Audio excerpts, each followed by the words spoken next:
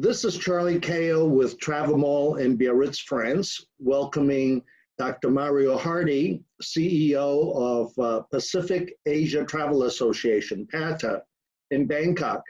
Thank you for joining us, Mario. Oh, thank you, and bonjour à tout le monde. Well, local residents around the world benefited from the revenues and jobs generated by tourism until recent years, with mass tourism getting out of hand at many destinations. Now the tourists are gone and many tourism-related businesses will be going out of business as well. To begin with, can you tell us a little bit about yourself and your career, Mario? Sure, thank you, Charles. I'm actually living in Bangkok. I've been here for almost 7 years already. Before that, I lived in Singapore for 8 years. I lived in Beijing before that. I believe that's the first time we met. We're in Beijing. Before that in the UK, but initially was actually born in Quebec, in Montreal. So I'm Quebecois, although been away from home for almost 25 years already. So I lived in many other places, too many to actually list for today. Spent the early part of my career working in the aviation sector for People Express Airlines, Canadian Pacific Airlines, or Canadian Pacific Airways at the time, and also with a brand that many people in the aviation and travel sector would know called OAG, which was then acquired by many other businesses over the years, and joined PATA, as I mentioned, about 7 years ago when I moved to Thailand, and really enjoyed my time here. Well, you're involved in many types of businesses and activities. Tell us about those, please. Sure. Besides my day job with the Pacific Asia Travel Association, I also run the family office, or more commonly known by many as a venture capital firm.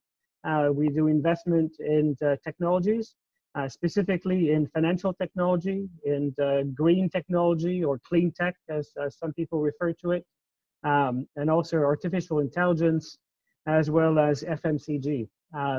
We have one business in travel, but otherwise the rest is focused on other type of industries. I read your posting last week on the Good Tourism blog. It was titled, "Who Dares Wins. Who will hit the reset button?"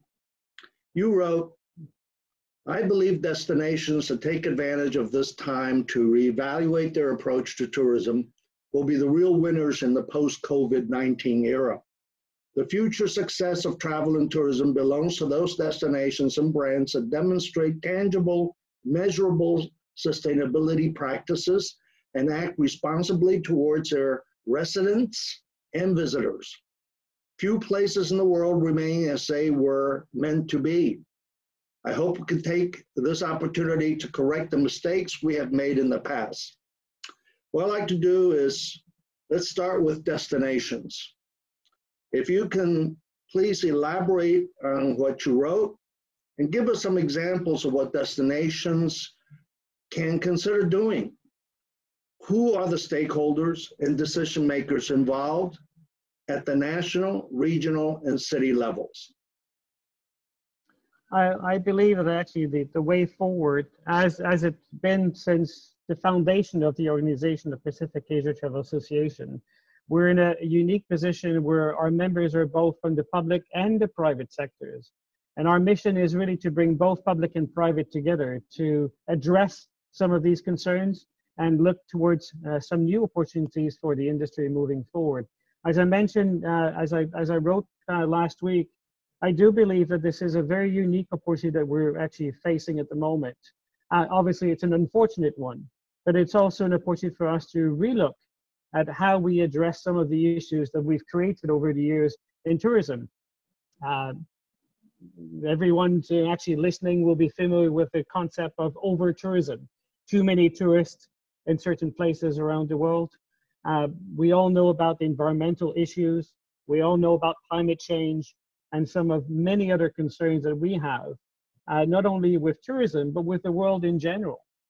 And now we've got this opportunity to clean up places, to retake control of the environment, of the beautiful nature that we've been given by the world, to clean up these places, but most importantly, address the problems at its roots, which actually caused cleaning up a beach today and letting actually being the same thing tomorrow will be an issue again.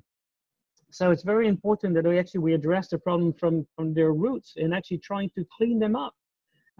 I see beautiful pictures on the screen today of many places around the world where we've read stories of how nature is actually taking control again. Let's try to keep it this way, to make it even better moving forward, so it's more enjoyable for us to visit. I actually do believe that because of the current situation, now people who will travel in the future will be looking for places that are less crowded. They will be looking for nature escapes. They will be looking at places where they actually made a difference, made an effort to clean up during that time, to make their places more beautiful and more sustainable and more responsible for both residents as well as the people visiting in the future. And I do believe that the destinations who will be winning moving forward are the ones who are addressing these problems at the moment. Now, destinations, as it relates to tourism, are, at the end of the day, the president, prime minister, whoever of any country calls the shots, influenced by commercial and financial interests, and to a lesser degree by the community. And then they have tourism ministers, and underneath that, various tourism structures, including the tourism office or convention and visitors bureau at the national, regional, and city levels. What can these people at the tourism management level, the tourist offices, convention visitors bureaus, do to seize opportunities available to them today? There's one important thing that the tourism industry needs to do, and that's primarily actually from the public sector level, is to relook at how we measure success. Success in tourism destinations for many years, still today, is actually being measured in two ways. It's being measured by how many visitors do you get, and how much are they each spending in the destination. But very few actually went a little bit further than this, trying to understand, what is your capacity?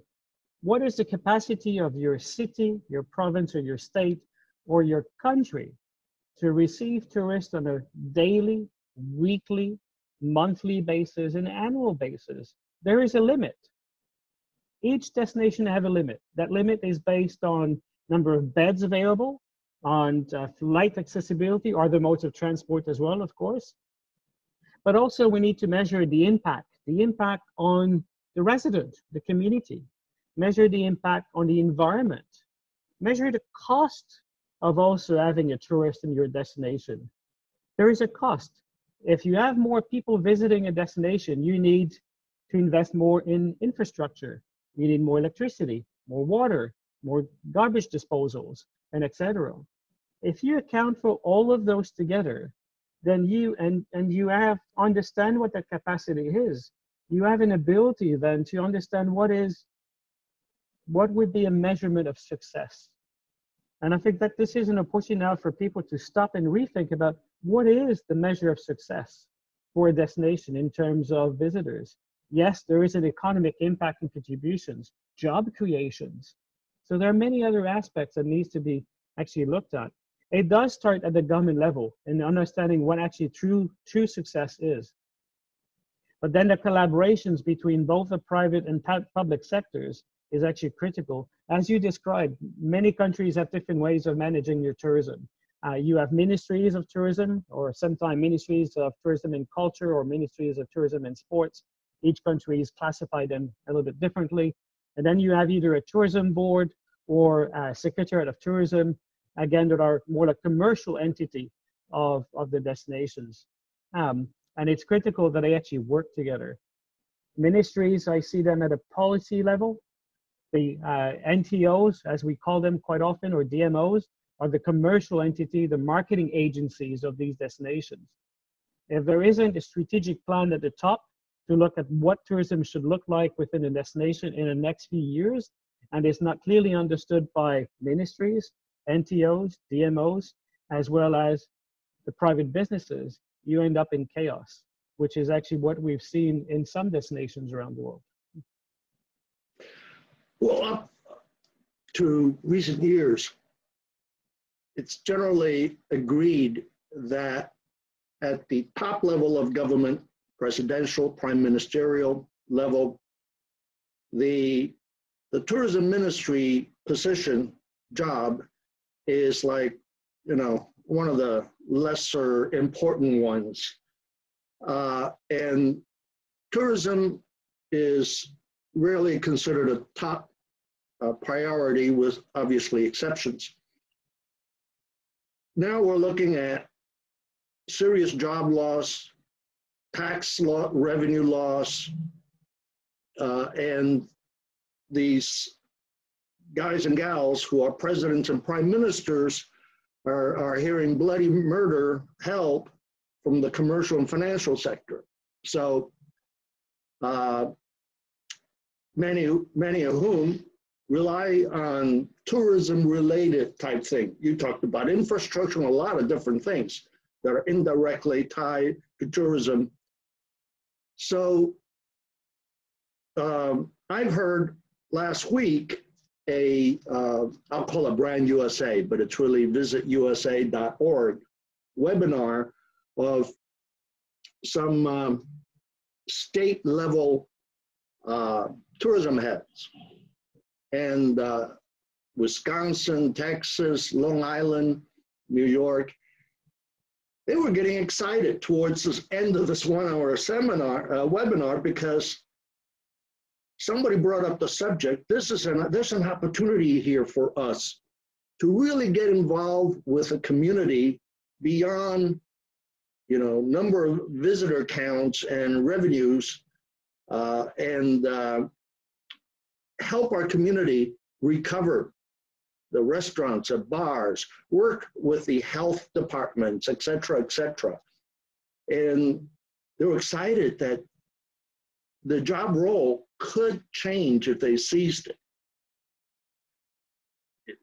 Is that something you were alluring to in your piece?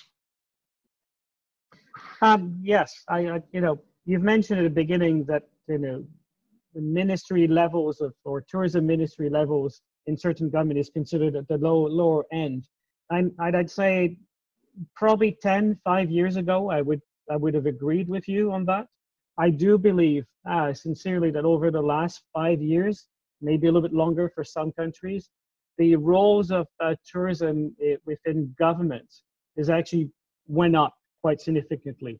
The perceived value of tourism to destinations, certainly here in Asia, and I would say obviously to a very large degree in the Pacific, because obviously they you know, most of the income is generated from tourism, has increased significantly. Certainly here in Thailand, where I live, tourism is key to everything. It is actually at the prime minister level where he does get involved in discussions specifically around tourism.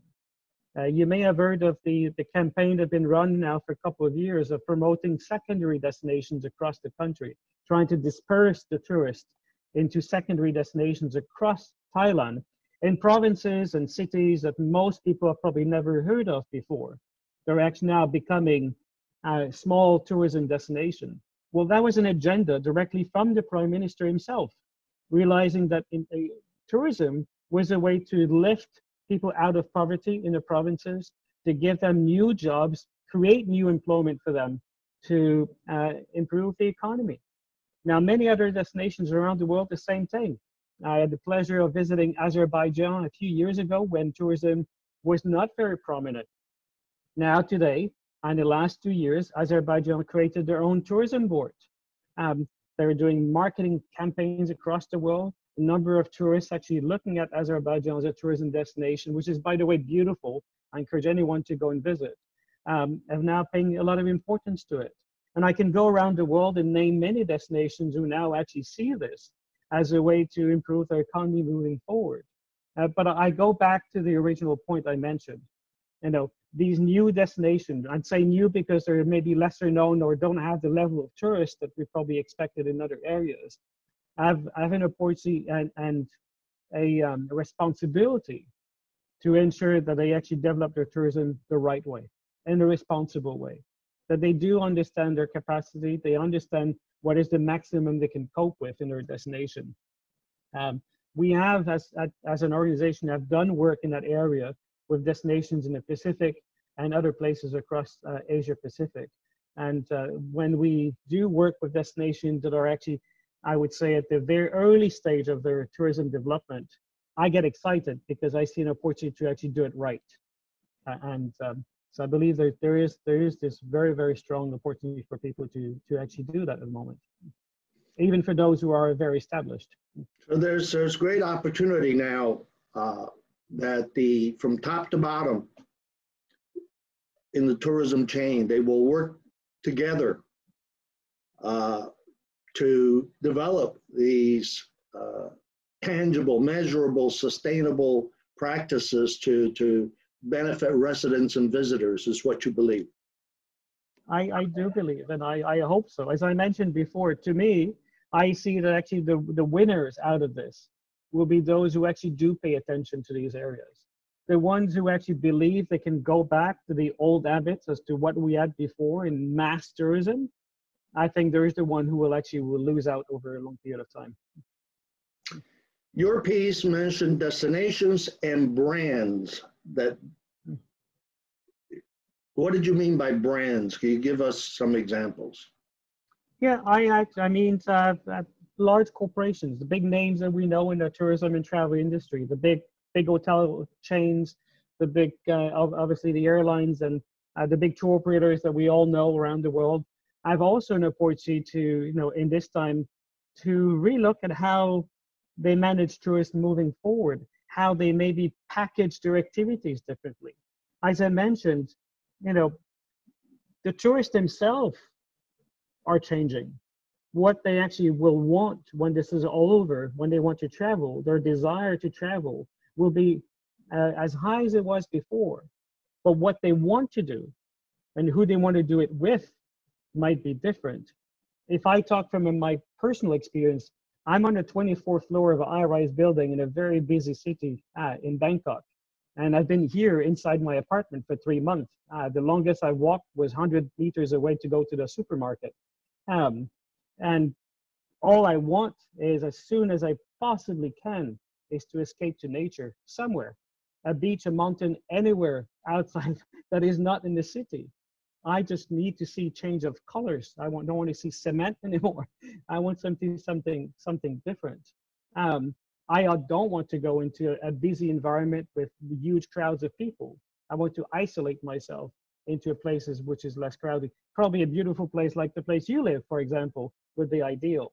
And I feel that actually that's the same sentiment that is shared by many of my colleagues, many of the people I know across the industry, by family and friends who work in other sectors but do enjoy to travel. We've done a survey across China about 2 months ago, at the very early stage of the crisis, maybe a few weeks after the pandemic really started to actually take off.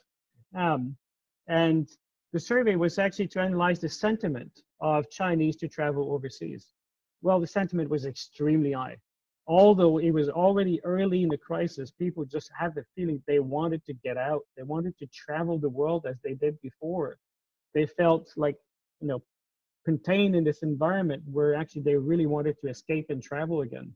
So their desire to travel is very much out there. Obviously, over the last couple of weeks, things have changed very much. It's a very fast evolving situation. Now, there's travel restrictions, so they really can't. There's the concerns over health also. Quarantines in certain destinations. So they don't have the ability to do it yet. But we do know when restrictions will be lifted, when trust and confidence in the travelers is regained, they will travel as much as they did before. But likely they might actually decide to go elsewhere than what they were doing before. They might actually go closer to home, and they might actually try to find smaller boutique hotels and find also more nature escapes in areas, maybe less the big city travel. Everybody agrees what you just said. The first comeback for tourists will be local, and then moving on to regional before the long haul comes back. That's not to say there won't be any long haul in the meantime. What's the timing you're hearing for the Pacific Asia countries to start allowing tourists to come in without having to quarantine for 14 days? I wish I had a crystal ball and I could tell you. I can only give you a sense of the period of how long it would actually take overall. Exactly when it will be different for each country. If we look at specifically Thailand, just as an example here, we've only just reopened domestic tourism barely just a week ago, just a few days ago. I can tell you that actually my favorite resort in Hua Hin, which is 2.5-hour drive from Bangkok, is sold out until mid-June. I was hoping, when I found out yesterday they were open, I immediately went online and said, can I go for the weekend? And I can't go until mid-June. Everything is completely full, completely sold out. Many other destinations are the same thing too. So the domestic tourism has already started here. Not widely, it's not every region, it's not every part of Thailand, but certain areas have already been open, or gradually being open to domestic tourism.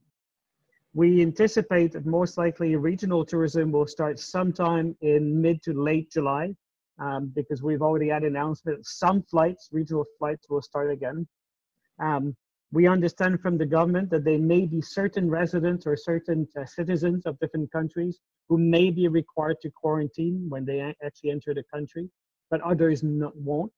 It really depends on each country. So that has not been confirmed yet, but it is a strong possibility. Long haul flights into Thailand, we're not looking at anything, at least I would believe, until probably September, possibly even longer for some other destination across Asia. So it will be a long recovery.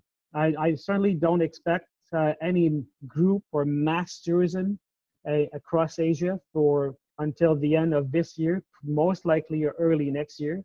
It is a belief that is shared across all other international organizations, UNWTO, WTTC, and many of the others also, that we will first see domestic tourism, regional tourism, and long-haul tourism, but certainly the big groups and the big mass tourism, as we experienced before, we don't expect any of it until 2021. Individual travel, family travel, between now and the end of the year, yes, definitely we'll have. Certainly on the regional basis, for sure. Long-haul flights with some restrictions. I wonder what's going to happen if the estimates by the experts in the receptive tour operator industry, you know, those companies that take you from airport to hotel, they provide the guides, they handle the individual and group tours, that 50% of the smaller ones, medium-sized ones, will be out of business in a few months. We've done a business impact survey over the last couple of months. We just finished actually about 2 weeks ago. We're just about to finalize the results, and we'll publish them, I would hope, most likely next week. At the early stage, when we had over 200 respondents to the survey, I had a quick peek to see what was the reaction from people. I noticed that 15% of the respondents had already closed their business permanently with no intention of reopening. They just ran out of money. 42% had enough money for 2 to 4 months. So that's already about a month ago when I looked. So potentially half of these businesses are already gone. And a few others that will go over the next couple of weeks and months. 38% had already done some layoff in their organization, and we're actually considering more layoffs, again, within either temporary or permanently in their respective organizations too. The impact on the tourism industry, you've read it everywhere, you've heard it many times. It is enormous. The financial impact on the tourism sector has been one of the largest disasters we've ever experienced in this industry. And it will mean that there will be more businesses in the next few weeks and months or days that will actually have to close down also because of lack of activities. However, those who are able to pivot, to transform their businesses, to adapt to a new situation, may actually find ways to actually grow into something new. And I'll give you a perfect example. There's a company in Indonesia, which is called TravelEzel. They're kind of an equivalent to Airbnb, but for the domestic market for Indonesia. They're only a few years old, probably 4 or 5 years old, but have been very successful. Their market is very diversified because they have long-term lease, medium-term, and short-term. So they have people who are actually like expat who are renting apartments from them maybe for a year, sometimes 3 years. Others for medium-term, 6 months, that are there on contracts, and others will obviously go on holidays and travel across the country. So they had an advantage. They have a diversification in their portfolio in terms of revenue. 45% of the properties listed are actually occupied at the moment. Now they've realized that all these people that actually occupies the 45% of their inventory, they need services. They need groceries to be delivered, medicines to be delivered. They need the apartments to be sanitized and cleaned on a regular basis, maybe more frequently than they did before. So they've developed new services. And then realize, well, these services, they're not, why would we make them available only to the people leasing our apartments? Why don't we make them available for everybody?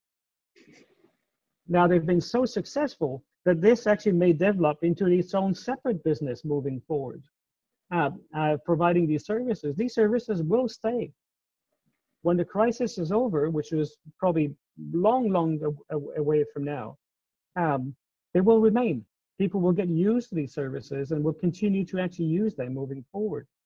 Now, this is one out of probably thousands of other examples of smaller businesses that have been able to adapt to this situation that we're in, that will actually outlive many of the larger businesses in our sector who maybe have failed to actually pivot and reorganize themselves at this time.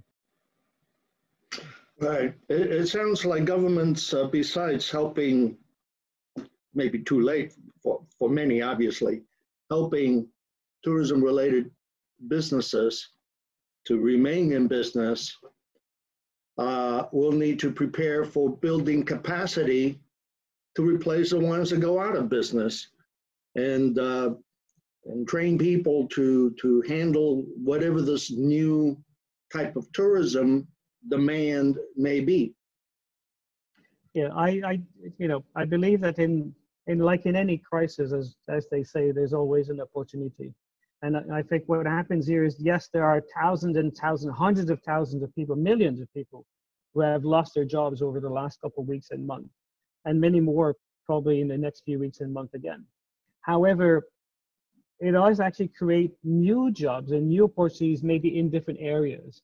So I think, it's important for large businesses and large corporations to provide assistance to their employees that are leaving, not only in terms of subsidies and cash support from government. Obviously, they're critical, they're important, but also in supports and reskilling the people to do new type of jobs, new type of works.